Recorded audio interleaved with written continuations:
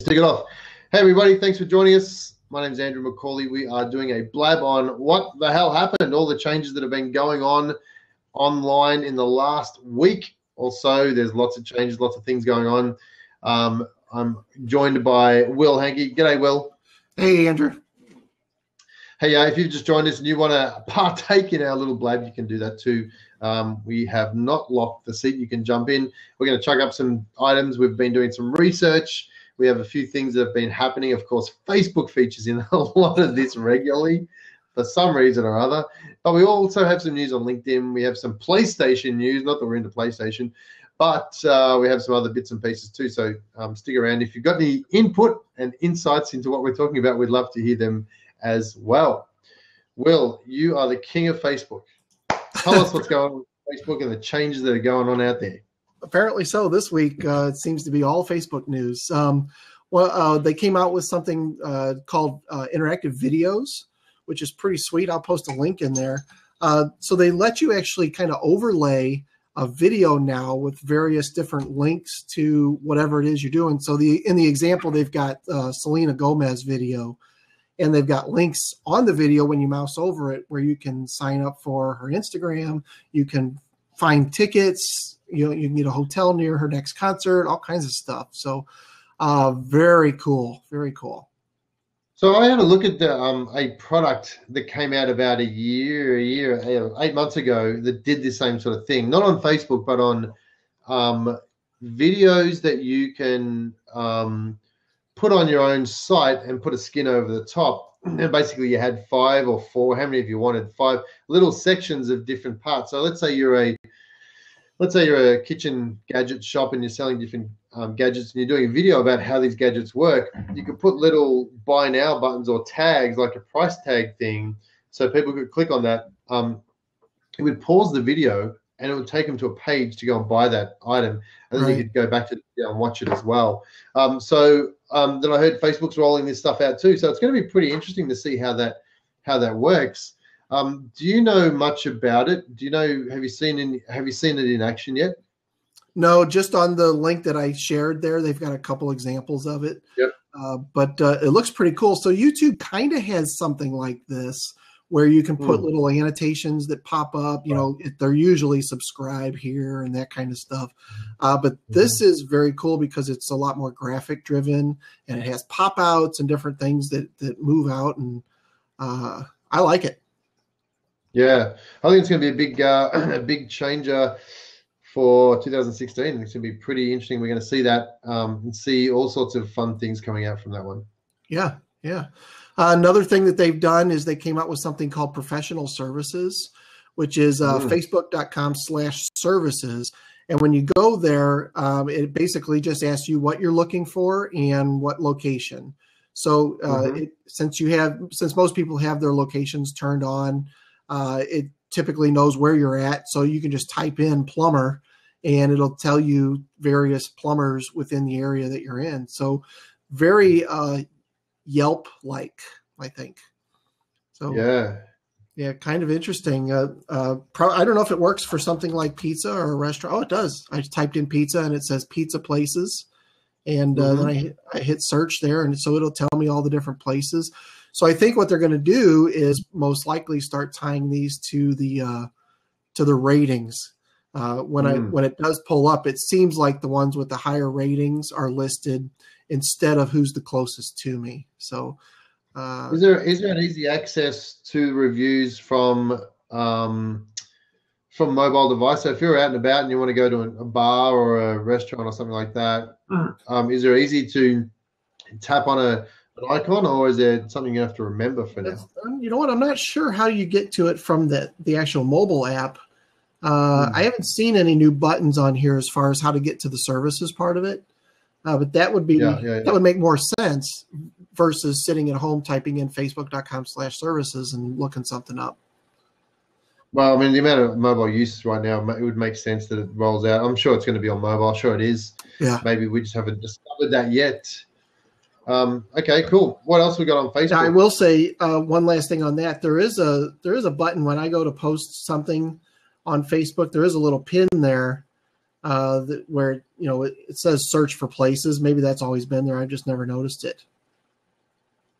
Let me see if I can get that. Which one? That last pin there. Yeah, no, that's been there for a while, that one. Yeah, okay. I think that's a location place that tells people where you're posting from, I think. Yeah, but if I click it, it says search for places, so I can actually type in something like pizza. So maybe they're gonna start looping that into the system. Yeah, right. Okay. So that's cool. Interesting. Yeah, very cool. Hey, let's just keep on cruising with the Facebook train here. Let's run Facebook into the ground and then we can move on. We've got some other cool blood stuff too in a minute. So yeah. Oh yeah. The Messenger app now lets you call Uber straight from Messenger, which is pretty cool. I'm out in the country enough that I don't get to use Uber. It comes like 4 miles from where I'm at, and that's where it stops. So I haven't got to use it yet, but everybody says it's pretty cool.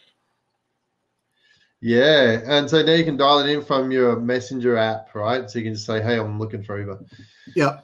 Wow. Yeah, I'm looking for crazy Uber. Uber's rocking it. Uber is right on it. They are making waves. Yeah, and what's interesting is this is the first kind of integration with the Messenger app. Remember when they kicked us out of Facebook and made us download the Messenger app as a separate entity of its own?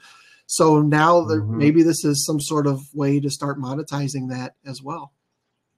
Well, so Facebook Messenger app has in its code and has had in its code for nearly 2 years now the ability to send money to each other. Right. So I can actually send you money just through my Messenger app. This is the start of massive changes, and I'm going to say this right now, is that Uber is the first. There will be a bunch, I'm talking thousands and thousands of businesses that will be able to hook up inside Messenger app so that you can book an order and pay for that service through your Messenger app. Yep. Of course, you'll have to hook up some sort of credit card. If you've already got one hooked up for your ads account, they're going to probably use that, or you can switch between it. I'm sure they're going to offer, different ways to pay, PayPal, Bitcoin, all these sort of different ways to do stuff. But that's going to be the start. I think Uber is the first one. Write this down this year, 2015. They're the first one. Next year, by this time next year, we're going to see ordering pizza from your Messenger app. We're going to see your Messenger app is going to be your Rolodex and ordering button for a lot of stuff. Yeah. That's my tip. Yeah. And we haven't even got to 2015 yet. Yeah, I agree. I think it's going to be pretty big. So now we kind of see why they rolled it out separately. Yeah, it's all part of the master plan, and they're not silly. They know that they couldn't run their payments processing stuff on the normal app because it's just too busy. I think it's too much resources. But deep down, they've put this payment gateway inside there. Think about this. They've got Western Union. You've got all this money transfer stuff. You've got PayPal. They take a hefty fee for transferring money around the world. These guys have got a ready market. There's 1 billion people on Facebook that are willing to share money and buy stuff. And if they take 1% of that, which is a third of what the others are taking, they will still make $1 billion. So it makes sense. If I was them, I'd be doing that too. Yeah, I definitely agree. Let's move on. There's Facebook. Have you seen the new Facebook Live? The Periscope thing. Yep. That's rolling out now to everybody on their mobile devices. So it's not just celebrities anymore. It's going to be us common folk get to do it as well. Us commoners can jump on there. I knew it wouldn't take long, and it really hasn't. I hope they've got it all right. I hope they've got it good. I don't think it's going to crush Periscope. I think Meerkat might suffer a little bit, but I don't think Periscope will suffer too much because Periscope's its own little app. But who knows? Who knows? Yeah. Maybe they'll just come out and buy Periscope and move on. Yeah, the cool thing. No, they won't. Twitter owns Periscope. They won't buy Periscope. Yeah, the cool thing about this one is it's integrated right into your Facebook feed, so there is no extra app. I jumped on one the other day that Mike Rowe was doing, the guy from Dirty Jobs. And I mean, within 2 minutes of him saying he's live, he had 16,000 people watching. So I don't see that kind of power with Periscope, where you kind of got to build that audience first in order to get that audience to follow you. So I see some pretty pretty cool things that are going to happen with this. We're going to I tape another show every Monday. That's an hour-long show about stuff, social and digital and things like that. And we always shoot it on Periscope. I think we're going to try the Facebook thing next week. Yeah, good. So have you got the app already? Is it installed for you yet? It isn't. I checked it just about an hour ago and haven't seen it yet. So I'm just waiting for Facebook to send it to me. Hopefully before Monday. Yep. I'm sure they're knocking on your door. I'm sure they've got an express courier coming to your house right now. Probably. A drone. Right? It'd be interesting to see how you go. I was on a show during the week, a blab during the week about predictions for 2016, and I had about 54 different presenters on this blab that went for 2 hours. It was like clockwork, and we're all saying, what do we think is going to happen this week? Next year. And I was talking about this whole live streaming. We saw live streaming jump out of the box at the start of the year with Meerkat and Periscope, and then Facebook came along, and then we got Blab. But what we're seeing, sort of thing, is a drop in numbers a little bit from the live viewership. But I think the next year is all going to be about repurposing. How do you record something that you're already doing and add that as part of your content? Yeah. So we're seeing people like podcasters are recording on Periscope them doing a podcast, which ordinarily they sit in a room and a microphone. Now they're recording it on Periscope. They're doing this stuff on Blab and recording it on Facebook. So I think that what's going to happen, when we watch a football game or a sports game and you see 400 different angles of the same event, and you see, wow, there's this angle, there's this angle. I think that's what we're going to start seeing is people with all these devices. You have your iPad here, your tablet, your phone, your computer, and we're going to be able to watch people in all sorts of different ways and methods. And I think that's what's going to happen next year is going to be all about repurposing. How do you use the tools that are out there? Excuse me. Create content once and have it on a different different device each time. So yeah, interesting to see how that pans out. Yeah, we're gonna have to start getting two and three phones in order to carry things, so we can do Periscope and Facebook Live. Facebook Live. Yep. Or we can be smart and we'll create an app that does it all for us in all these different things. That would be cool, wouldn't it? Hit record once and it goes out to Periscope, Meerkat, Blab, all of them from the one camera. Ooh, that'd be good. Idea. Yeah. Write that down. Okay. I'll start developing that today. Let's see. Facebook, they released the top 10 or top, 25 check-in locations of 2015. Yeah, they did. Top 20 popular check-ins of 2015. Number 1, Disney parks, of course. Where would you be without a Disney park? Disney parks number 1. I'll give you the top 10. No, I won't. My page is loading. So Universal Studios number 2, Times Square number 3. Now, by the way, they lumped Universal and Disney all together, so that's a bit unfair. If you've got 15 different parks around the world, and they got number 1 from that. And by the way, that includes Disney properties, restaurants and stuff as well. So Universal Studios, Times Square. Now, this would probably be the original best one because it's only one venue, right? Times Square. Eiffel Tower, Niagara Falls, Siam Paragon in Asia, the Grand Canyon National Park. We're like getting Wi-Fi out there. Yosemite was number 8, the Louvre in Paris, and Central Park, New York. And I'm just seeing if there's any others that are Hollywood Walk of Fame, Madison Square Garden, Santa Monica Pier are in the top 20 as well. So there you go. So nothing from Arnold, Missouri, huh? Nothing from down under. Nothing from Australia, mate. That's nothing right. From Missouri, I'm afraid. Not. Oh well. So there you go. Is that Facebook? Are we done with Facebook? Is there anything else on Facebook we want to throw at them? One more.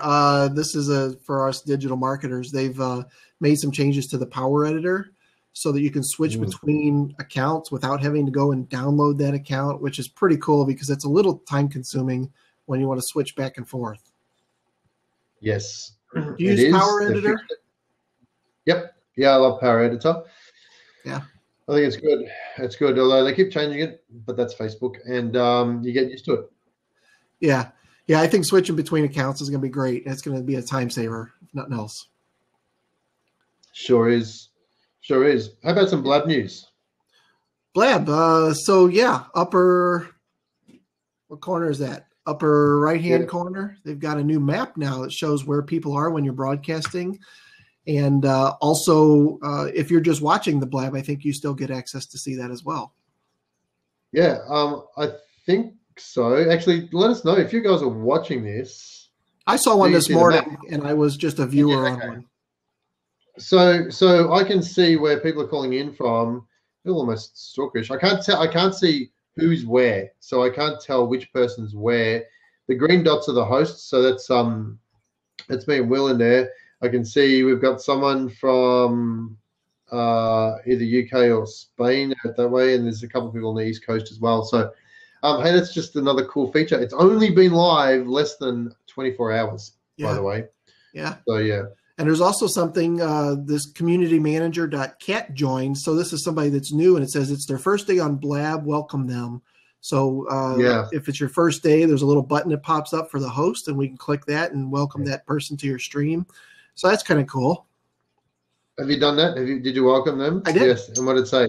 It just said welcome. You're so nice. That says you're so nice now in the green thing. Did you see that? Yeah. Mine says you're so nice. Yeah, and then over on the left side, it doesn't say tell a little bird anymore. It just says tweet and post. And they've added a place where you can actually use the embed code as well. Yes, interesting. Always changing, Blab, always changing. Very cool, very cool. Yeah, and lastly, if you click over on the left where it says questions, and this might be a host-only kind of thing, if you click on that little blue Q, you can actually switch that panel between questions and the actual Twitter stream related to your show. Hey, I like that. Yeah. Yeah, that's kind of cool. Oh, wow. That's pretty cool. That is really cool. Yeah, so it looks like when you changed it, I saw the change as well. So you went from Twitter and then back to questions. And then also, if you look at the very bottom right-hand corner, by the way, there's a little backslash. Yep. Can you see that backslash? It tells you how to change things. Oh, nice. You see that? You can just click on it and go, bang, I'm going to do a table flip. And I did, apparently. Well, here it comes now. Is that you or me? Oh, that was you. That's me. I did a shrug. Oh, and you flipped the table. Okay. I flipped the table because that's an important emoji to have, right? Right. Good thing we've been waiting for that. Jeez, now we can all go to get some rest. Yeah. Okay, what else we got? What else we got on this? Let's talk about PlayStation. I'm an Xbox guy. You're a PlayStation guy, I guess. So, I'm a Game & Watch. Is that still around? Game & Watch? Yeah. So, showing my age here. PlayStation came out with a messaging app now, so you can actually message people inside the PlayStation system. You still have to have an account at the PlayStation main hub, whatever that is. Just in case your phone was more than 3 feet away from your body or your tablet or your watch and you couldn't get to there and fast, you can now message people on PlayStation. Yeah. So Xbox had it for a while, you told me, right? Xbox has had that for a long time. I watch my kids play Call of Duty or something like that, and they're pretty good at it. So when they you watch them. Is that what you call it? Oh yeah, I watch. I'm definitely not playing it. If I play it, they call it target practice, and it really makes me mad. So I don't play it anymore. But I have seen them send messages to other users. Actually, typically the other users send them messages saying you're a big jerk or something like that, But so there is ways to actually message inside the system, even if you're not friends, just because you have their address. So interesting. Yeah. Pinterest ads are now tied to users' interests, so they've actually kind of taken a step back with all of the stuff that they were doing with the promoted pins, things like that, and they're trying to make some better relationships with some of the bigger brands, so the Procter and Gamble and all these bigger companies, and starting really helping them build out their promoted areas, and not so much us common folk. Yeah, right. Yeah, it's going to be interesting to see. I'm surprised at them making that move. I wonder if that's they know some things. Right. Yeah. It seems like there's something missing to that news story, why they're taking a step back. So now, from what I understand, as far as the on sale button inside, if you have something for sale, you can actually put it on Pinterest for free. They don't take any money. Somebody can actually buy it straight from Pinterest, and they don't take any money for that right now. So what you can't do is promote those pages where you have that Pinterest buy button. I wonder if they've seen some user backlash from the ads. Maybe so. And they're looking at going, wow, this is dropping.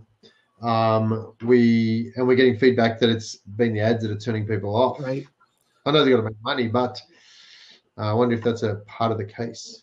Yeah, and along those lines, we've also had Instagram do some similar things in the last couple months, where you got ads in Instagram now, and I haven't heard anything from that, but kind of interesting that they say they're taking a step back.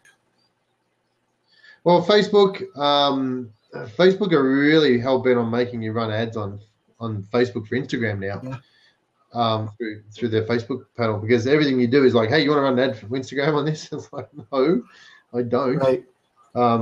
But they're really pushing it, so I'm hoping they don't wreck that platform either. Yeah. And then the last piece of news, looks like we're right on time here, is the LinkedIn job board has been revamped, the job listing area, which is actually pretty cool. I'll post a link in there for everybody, but they kind of flipped the tables a little bit, maybe, on people looking for jobs.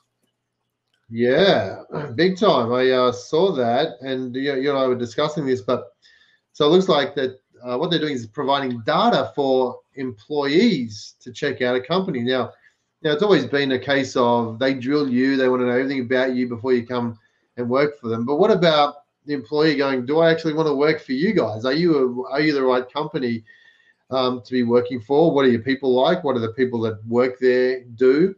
And so now they're giving data about things like, how many people have they employed in the last year? How many people have they? How long have people stayed around for while they've been working there? Who are some of the people there? What sort of interests do they have? What's the happiness scale? My question about this, though, is things like, how many people have they employed in the last year? Where does that come from, right? So is it employed through LinkedIn? Like, do they sign up for jobs through LinkedIn? Because you might have a business that's employed 15 people over the past year, but you might have only had 2 people that have been employed through LinkedIn, right?